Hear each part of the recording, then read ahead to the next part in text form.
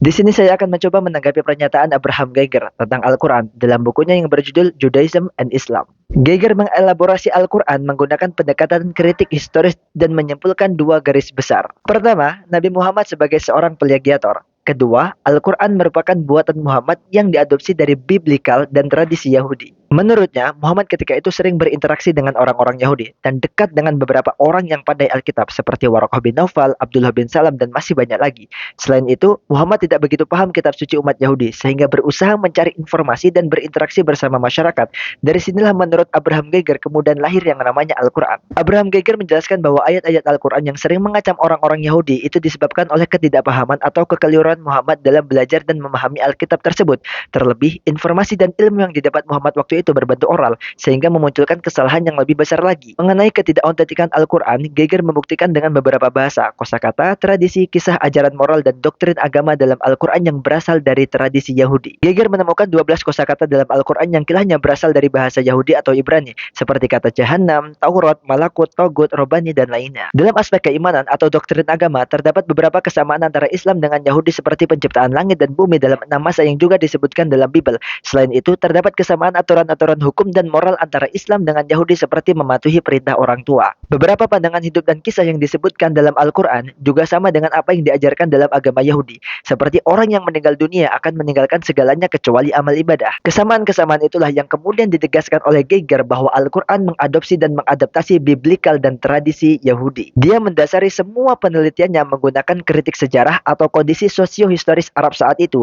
Dia juga menganalisis menggunakan metode komparatif yaitu membandingkan antara Al-Quran dengan Bible. Dari sinilah kita sudah mengetahui pernyataan yang salah dari Abraham Geiger. Oleh karenanya, saya akan mencoba mengkritik pernyataannya tersebut. Pertama, Nabi Muhammad tidak mungkin mengarang Al-Quran dengan belajar dan berinteraksi dengan orang-orang Yahudi. Yang perlu diingat, pertemuan Nabi dengan pendeta Buhairah di Syam berlangsung sangat cepat dan setelah itu Nabi tidak bertemu kembali. Kemudian pertemuan Nabi dengan Waraqah bin Naufal juga berlangsung singkat sehingga sangat tidak mungkin Nabi belajar Alkitab kepada mereka. Sedangkan pertemuan Nabi dengan pendeta Zibr ar-Rumi tidak ada kaitannya dengan keagamaan. Tuduhan orang-orang kafir yang mengatakan Al-Quran berasal dari bahasa selain bahasa Arab sangat bertentangan dengan Al-Quran. Dalam surat An-Nahl ayat 103 jelas tertulis bahwa Al-Quran turun dengan bahasa Arab. Di sini, Islam hadir bukanlah dari ruang hampa, vakum historis, melainkan hadir di tengah-tengah masyarakat dengan berbagai kultur yang berbeda. Sehingga menjadi wajar jika adanya akulturasi tradisi budaya dan bahasa dengan agama lain. Al-Quran hadir di tengah hegemoni bangsa Arab yang tidak hanya kaum Yahudi, tetapi pengaruh kebiasaan bangsa Arab waktu itu. Termasuk adanya berbagai macam bahasa saat itu yang kemudian mengalami Arabisasi. Para ulama Islam seperti Imam Suyuti, Az-Zarkashi, Az-Zarqani, dan kitab-kitab beliau sudah mengulas kosakata ajam atau selain bahasa Arab dalam Al-Quran yang merupakan penegasan tentang berbagai bidang ilmu pengetahuan sebelum dan sesudah Al-Quran diturunkan. Beberapa tradisi Arab pra-Islam seperti ritual peribadatan, sosial politik, dan budi pekerti yang kemudian direspon oleh Islam dan berdialektika sehingga menghasilkan 3 hal yaitu tahrim pengharaman, tahmil pengadopsian, dan tagir perubahan. Al-Quran menyaring tradisi kala itu yang sesuai dengan syariat Islam, maka tidak heran jika Al-Quran dan syariat agama Islam masih terikat dan terhubung dengan agama-agama dan kitab-kitab sebelumnya.